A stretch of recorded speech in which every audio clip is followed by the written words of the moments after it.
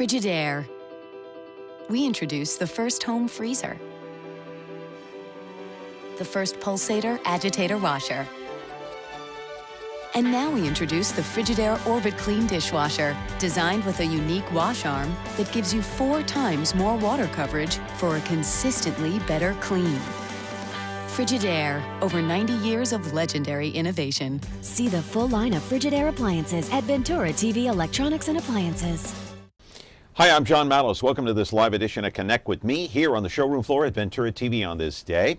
You can call in at 436-MeTV option 11. Do turn down the sound. We're talking about World Cup soccer. Do you care or not? Are you watching or not? Back with our program in just a moment.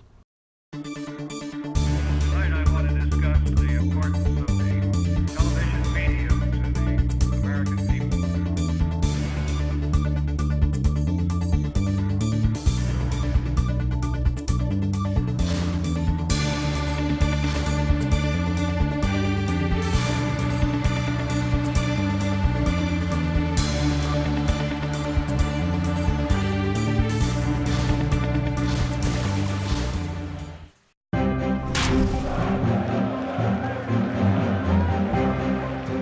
You know, here's the thing about the World Cup. I didn't grow up playing soccer. I grew up playing baseball, football, basketball, golf.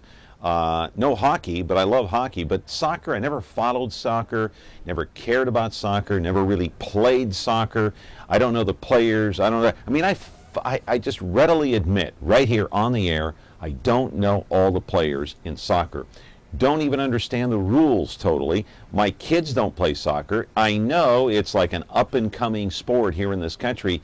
It hasn't fully risen to the top yet, and it's not equivalent to football, baseball, or basketball here, but the World Cup is going on. It started yesterday in Sao Paulo, Brazil. The host team, Brazil. Let's roll the videotape, and I'll show you what I'm talking about. It was an exciting game. Thousands and thousands of people at that stadium in Sao Paulo watching as the Brazil team in the yellow, and that player right there accidentally scoring a goal for Croatia in the early part of the game. But Brazil, they did come back. A couple of controversial calls. Croatia scored the first, of course, when that player for Brazil scored, but then Brazil came back. Their star player, Neymar, got one past the goalkeeper, and it was tied 1-1. And then the controversy hit. It happened in the penalty area. A Brazilian player, Fred, turned toward the goal, and it looked like the referee gave him a break on it, a theatrical fall for Fred, the player, the Brazilian player. The referee bought it, hook, line, and sinker, and of course the penalty kick was on the way. That means that man, Neymar, again, slammed it into the net on a penalty kick. Don't see it quite right here, and it was 2-1 Brazil. But then later in the match, a referee disallowed a Croatian goal. There's the penalty kick by Neymar. He just rams it home, no problem. This put Brazil up, of course, and 3-1 the final. Brazil wins it. Live in our studio right now is Scott Alcorn, head coach of the Fresno Fuego. He is going to be talking about the World Cup. We'll break all the brackets down, Group A, B, C, D, E, F, and G, and we'll go through the list, and we'll talk about today's game. Mexico is actually playing today against Cameroon. Mexico is up. We'll talk to Scott about what the World Cup means to this country and to you. 436-MeTV, option 11. Do turn down the sound when you call in. We look forward to your phone calls here on Connect with Me. Back in a moment. You ready, Bo? Let's go. Dr. Shields activated, Mr. Sulu. Automatic, sir. And we're pushing to the limit. Situation critical. Base of action. Can't break loose.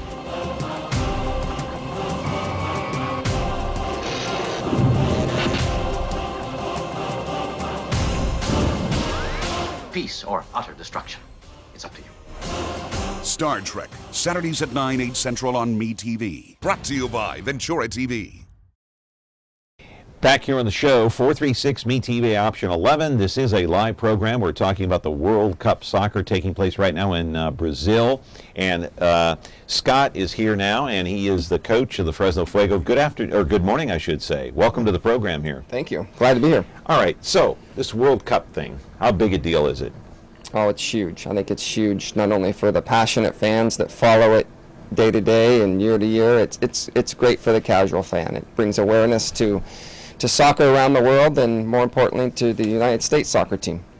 I got to ask you, though, how much interest do you find that the World Cup has here in this country, specifically here in Fresno? I know Mexico is playing Cameroon right now. Mexico is ahead 1-0. I never played soccer. My kids don't play soccer. Right. I know it's a huge and up-and-coming sport, but it's not quite up here Right. yet with baseball, football, and basketball. So how much interest here?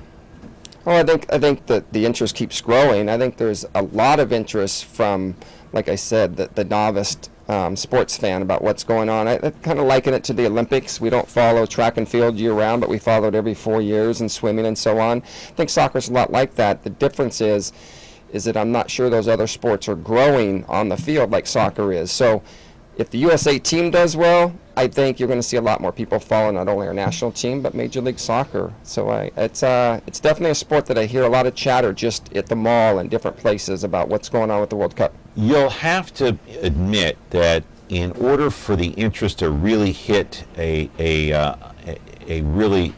peak way up here, to reach the pinnacle in this country, the USA team would have to do fairly well, like maybe even get into the final, right?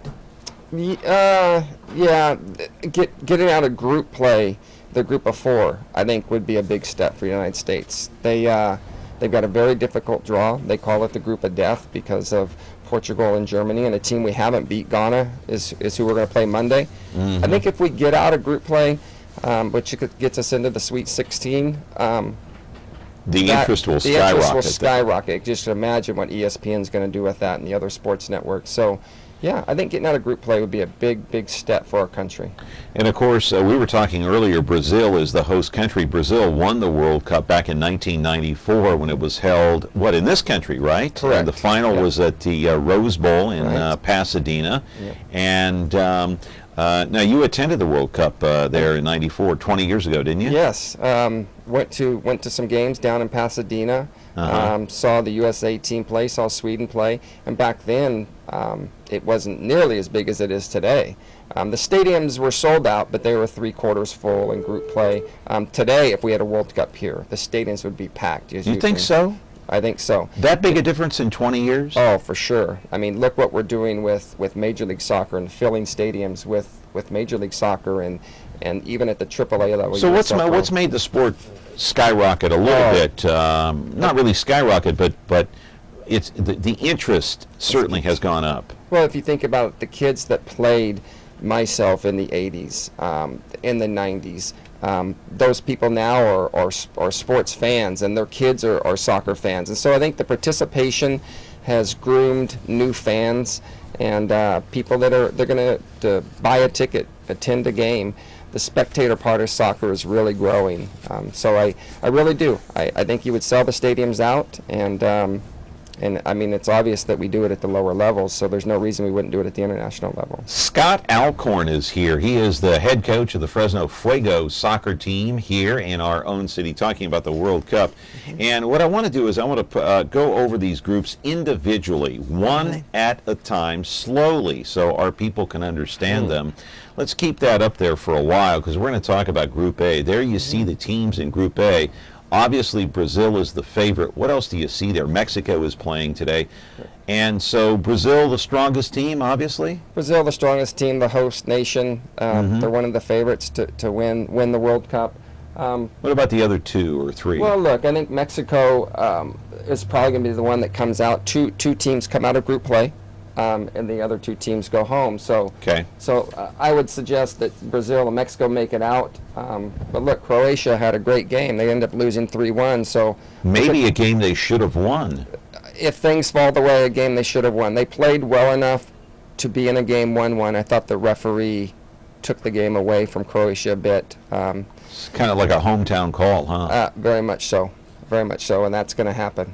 So what do you think of Cameroon, Mexico? You know, Mexico they changed their coach around 2 or 3 months ago. They're like 5-1 in games leading up to this. I think they're the hottest team in that group outside of Brazil. So I think there is a separation between Brazil and Mexico. Cameroon's very athletic. They've got good goalkeeping. They defend well.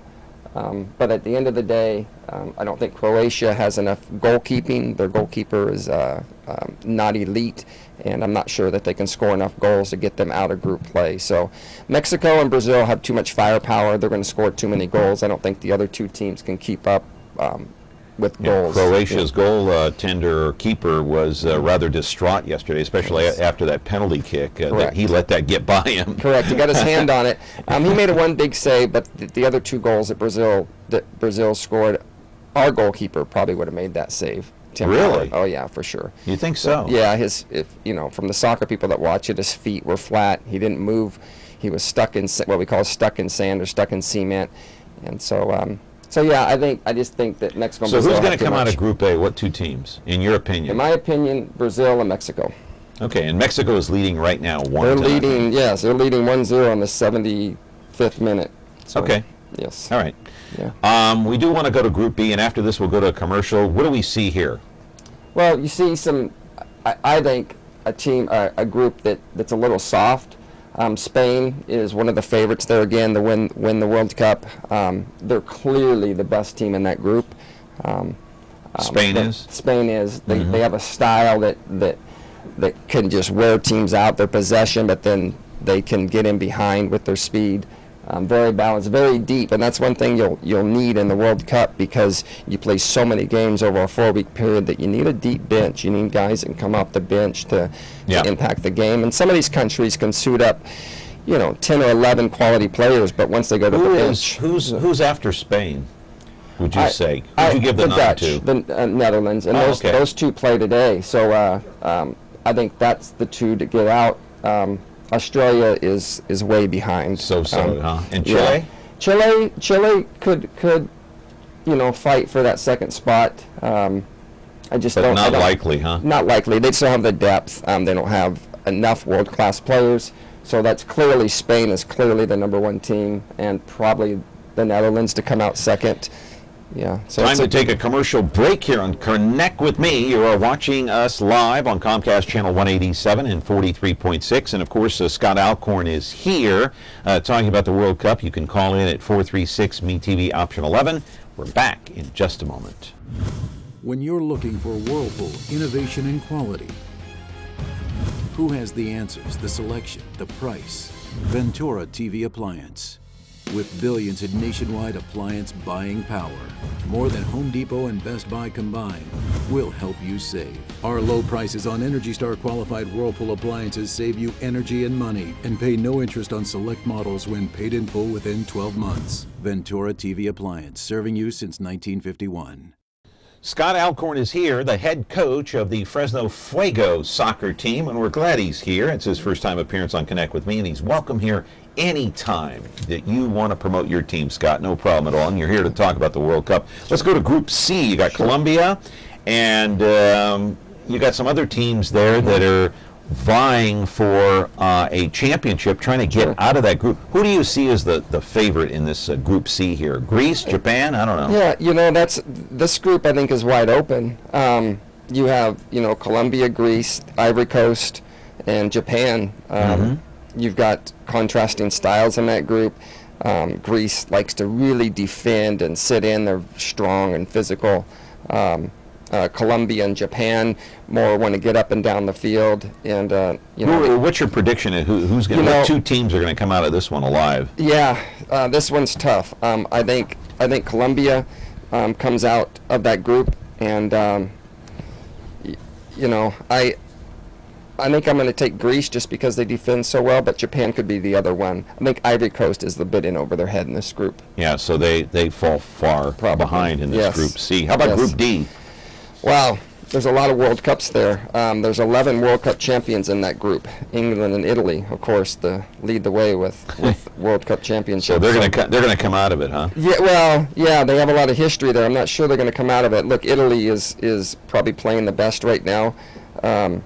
But this is another tough group. I think this is similar to our group the USA's in. So yeah, we got a call coming in, Scott. Let's take it real quick here. Sorry to interrupt. Connect with Me. You are watching Connect with Me. Caller, you're on the air. What's your question? Yeah, I just wanted to know, what does he think about the USA's coach, first of all, of leaving out that veteran striker out, I think it was Donovan, and then now saying that the United States doesn't even have a chance in the World Cup. I mean, I think I saw that out today. I'll get my answer out there. Sure. That's been a hot topic, obviously around the country and within our Fuego team. Jurgen Klinsmann, the head coach, he's talking about left Landon Donovan, probably the most popular and one of the best players in the country. A little bit older now. I think he's 34. Look, I think he took a young kid that's 18, and so he left him out altogether. He left Landon Donovan off the roster. So he's not even playing. He's not even on the 26-man roster. And, Landon, when we think about U.S. soccer, we think about Landon Donovan. And, hey, he may be a step behind right now, but I think what he can offer in the locker room and the advice he could have given the younger players. Julian Green is the kid that's 18 years old that we're suspecting took his spot. And I think Jurgen just wanted to say, hey, we're going to develop kids for the future, and he chose Julian Green. The fact that Jurgen mentioned that his team has no chance to win the World Cup, I probably wouldn't have said that. Look, it's obvious that we probably won't, but I probably wouldn't have said that. Listen, we have videotape of the USA team. Let's go over that now before we go to a commercial break, and we can just break it down. You can look up on that monitor there, and we're going to roll it and show you the U.S. team. You can see right there. Go ahead and comment what you're looking at there. Well, Tim Howard, one of the best goalkeepers in the world, he's going to keep us in a lot of games. I think that's what our team builds around, is our goalkeeping, and so we're in good shape there. How about this guy? Backup goalkeeper. He's our number 3 goalkeeper, Nick Raimondo. He's our number 3 goalkeeper, so he probably won't see any minutes. Yeah, these are going to change rather rapidly here. Right. So. Go ahead. Sure. We have a good set of defenders. We have a couple of really good ones. I think this is an area that we need to improve on. Young players, John Brooks, Matt Beasler. We started with there's Jeff Cameron. We started with Omar Gonzalez. You'll see him come up as our starting center back. He's gone to the bench, and that was a little bit of a controversy right there. Omar Gonzalez is now no longer starting for us, and so we spent months developing this kid, and then he's not starting. He's not starting, which I think is kind of odd. But a good set. I think our strength is going to be in our midfield that comes up here. Michael Bradley is for sure, when he comes up here in the midfield, is for sure one of the top midfielders in the world. Here we go. There's Kyle Beckerman. This is where we have a lot of personalities. This is the team this is the group I think that's going to make or break us here. There's Michael Bradley, plays in the center. Who do you like in the midfield section here? Well, like I said, I think Michael Bradley holds down the center. I think our wide play, which players like Brad Javis, might come off the bench, is going to be important. There's Landon. He's not on the active roster. He can be brought in if there's an injury. I'm sure he would be brought in. But at the end of the day, that's 18. Julian Green, 18 years old, plays in Europe, and has dual citizenship. That's why he was eligible for our national team. Now we're going to let this play out to the bitter end here. Well, sure. So we can there's Josie. He scored 2 goals in our last warm-up game. Big, strong kid. He'll start up front for us. We really need him to score some goals. And Clint Dempsey is the class of our team up front. The players are going to lean on him. He's taken over Landon Donovan's spot as the leader on this team. Clint Dempsey is the guy that's going to carry this team. That's it? Okay. So let's go back to Group D. We want to talk about Costa Rica and England and Italy, Uruguay. There's the Group D. So you see England and Italy coming out of there, right? Yes, I think that's, like I said, it's a very difficult group. I think Italy comes out for sure, and I would say that Uruguay or England come out as the second team in that group. All right, let's take a break before we go to the next group, because we're going to go through all the groups here. Yes. Talking with Scott Alcorn, the head coach of the Fresno Fuego here, talking about the World Cup. Mexico still leading 1-0, I imagine, over Cameroon. We're going to continue our program, 436-MeTV option 11, if you want to call in. Back in a moment. When you like Ventura TV Appliance on Facebook, it's nice. But when you love the Samsung big screen we deliver, it's even better. Our website is cool, and it's a good place to start. But you really should touch the merchandise before you buy. Time for that upgrade to an HD 3D web-enabled Samsung TV. Get the best selection, price, and service in town without waiting. Come in to Ventura TV Appliance and touch the merchandise today. World Cup is on from Brazil, a host country, of course, taking part in the World Cup this year. Let's go to Group E and take a look at some of these, Scott. We'll put that up on the screen now. You've got Ecuador, France, Honduras, and Switzerland. Who do you see here, the two teams coming out? Well, I think Switzerland comes out. Most of their players play, elsewhere in the world. They've got a real strong national team. They're like number 6th or 7th in the world. So Switzerland should come out for sure. The second group could either be France or Honduras. I suspect France will find a way to get out of group play. But yeah, so France and Switzerland, although Honduras, might fight for that second spot. All right, Group F, you've got Argentina, Bosnia, Herzegovina, and Iran and Nigeria. Yes. Look, I think this is probably the weakest group. Really? Here. Yeah, for sure. Argentina clearly is the best team in that group. They'll come out as the number 1 team. And they've got Lionel Messi, right? They've got Lionel Messi. Yes, they do. And they have tradition. They have history. They've got world-class players. But they don't have the team this year. Argentina has the team to get out of group play. Not the team to win it all, though, huh? Yeah, probably not to win it all. No. I agree. Yeah. Probably not the team that win it all. The second team is a kind of a coin flip there. These are lower level teams in the world. So I would take a guess at Nigeria. Okay. All right. Let's go to Group G. That's the United States of America, Germany, Ghana, and Portugal. Do you see the U.S.? How do you see the U.S. doing in this group? Are they going to come out of this? Yes. They will. I think against what people think. Most people don't think that the USA will get out. They think it's going to be Germany and Portugal. What do you think? I think they get out. I think our head coach has put a plan together that you're going to see our best team on Monday. You like our head coach? He's been criticized from what I've read. Yes. You know what I like about him is he's a tactician. He gets involved in his practices. He's heavily involved himself. He doesn't have his assistant coaches do it. And he's not afraid of the criticism. He's not afraid to make moves that are controversial. Is that right? That is correct. He's not afraid of, because look, Jurgen's won a World Cup as a player. He's been a very good manager and coach as well. You think he cares what they say about him in the media? No, not at all. Not at all. That's a very good point. Not at all. And look, Jurgen's from Germany. He'd like nothing better than to get out along with Germany. But is the U.S. is he a coach's player? Is he a player's coach, I should say? I think he is. From what I've seen and the stuff that I hear through the national team and it filters down into us, the players love him. They really do. So there is some criticism despite his temperament. His temperament, he's very arrogant, but he's personable to the players. And so, I think the players trust him. He's mean to everyone else except his players. Except his players. And here's the key to being a good coach. Do your players trust you? And the players trust him. They do. They do trust him. Okay. And I'm hoping you're right. So you see the U.S. and who else? Maybe Germany coming out. Germany getting out. I think USA has to win on Monday against Ghana, a team that we haven't beat. But USA, Germany. How about Group H? Group H. So what happens is whoever comes out of our group will play Group H in the round of 16. Quickly, who do you see here is coming out? The two teams? Belgium and Russia. Belgium and Russia are going to come out, and then they'll play the winners, of course, in Group G. We ran down the entire list here. Okay, I want to run some videotape before we run out of time of Lionel Messi. He plays for Argentina. Supposedly, we're going to talk over this video, so don't play the sound on it. We're going to talk over this. Is he supposedly the best player in the history of the game? That's what people are saying. Yes. I mean, come on. Is he better than Pele? Well, it's a different era. But look, what Lionel Messi can do is he can just tear teams apart defensively. And he's so crafty. Look at his balance, how he stays on his feet, and the ability to score goals. And that's something that I'm not sure that Pele was very good. Yes.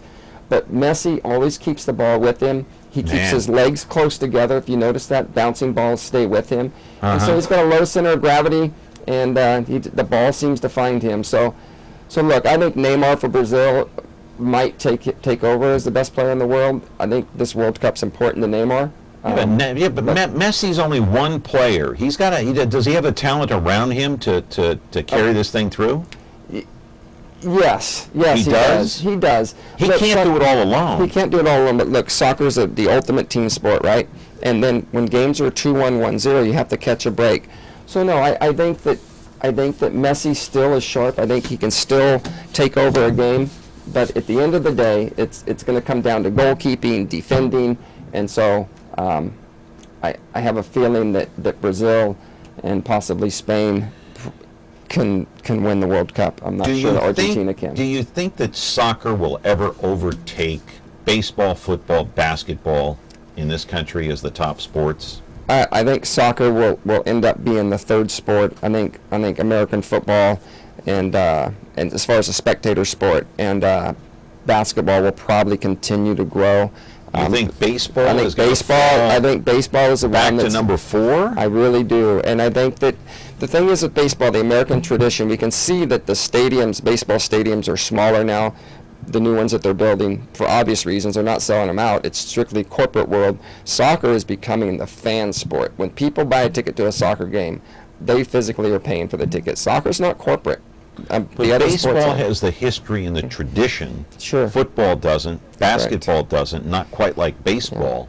Yeah. So you think it's going to fade? I think it's heading that way. If you look at the statistics on the viewership in baseball games and soccer games, there's more viewership in a lot of soccer games than there is baseball games. So we'll just take a look. But it's an easier game to watch on television too, soccer, than say baseball, because baseball has a lot of pauses. Correct. And soccer's done in less than 2 hours, and that's another thing that people come in and watch. Once people enjoy what happens between the goals in a soccer game, I think they'll have more appreciation for the game, and that's what it's an education. It's people. But it's understanding the game. It's understanding how the game is played, what the rules are, and all that. Yeah. So okay. Yeah. Hey, Scott Alcorn, good to see you. Man, it was great. You got to come back during the season. Hey, we'll do it. We'll do it. Okay. Yeah. All right. Scott Alcorn, the head coach of our Fresno Fuego here. We appreciate his time in going down the rosters here a little bit from the USA team and then going over the groups. World Cup soccer taking place in the country of Brazil. We're going to have to go now, and we wish you a very nice weekend. We'll be back here live on Monday on Connect With Me, Comcast, Channel 187 and 43.6. Television mediums and the American people.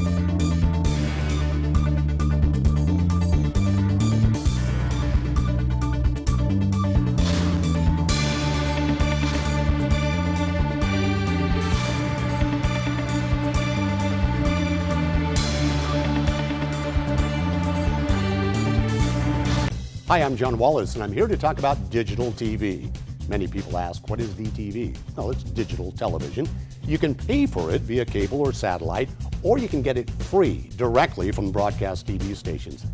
A few years ago, when I was anchoring the local news, over-the-air viewers could only get maybe 7 or 8 channels. Well, now that broadcast TV stations are digital, there are more channels than ever, and more are coming soon. Gone are the days of snowy and ghosting images. With broadcast DTV, all channels are crystal clear and they sound great. You can watch America's best classic TV shows. Get all the major networks, plus local and world news, sports, foreign language, shopping, music video, and movie channels absolutely free. When it comes to high definition, broadcast HD channels look better than paid TV services because broadcast stations don't compress their signals like cable and satellite, so their HD programming has higher resolution, more detail, and crisper pictures. Best of all, there are no monthly charges, ever, because broadcast DTV is a free service. How do you get the free broadcast DTV? Well, it's simple. If you have a newer digital TV or an older TV with a digital converter box, all you need is an antenna. Plug the antenna into your TV or converter box and then scan for channels. You may have to rotate your antenna just slightly to get the most channels. For best results, I recommend using a new aesthetically pleasing outdoor antenna. Just set up the antenna, scan, and watch. Affordable antenna kits are available as low as $35 and can be found on our website. You concerned about installing a new antenna? we can recommend a professional installer who will come to your home and get you completely set up for a reasonable fee. It's that simple. Did I tell you? It's free. Visit freetvfresno.com to learn more about free DTV.